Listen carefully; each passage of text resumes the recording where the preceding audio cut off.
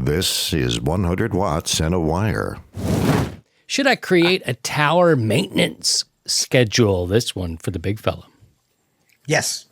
Yep. It's always good to in the springtime is go ahead and if you have a tower up, inspect it.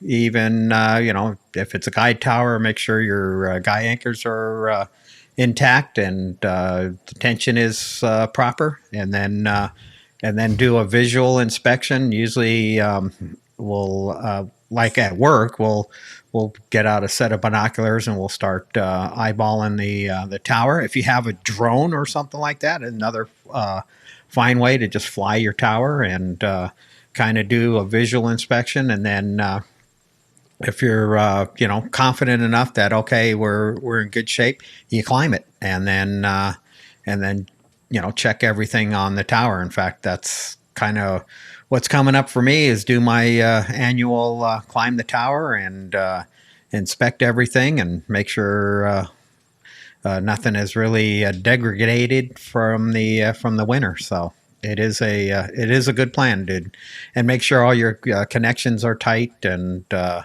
they're all sealed up. And as you're coming down, inspect your coax, because if there was lightning nearby, you could have a little pinhole through the outer jacket, and that could be a place for water to get into your coax and wreak havoc.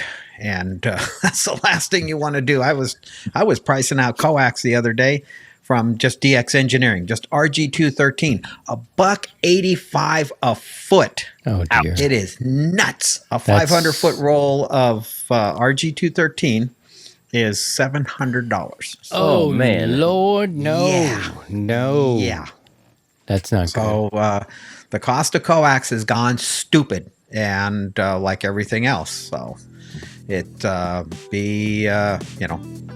be mindful of your cable and everything, and take care of it, and seal up your connectors properly.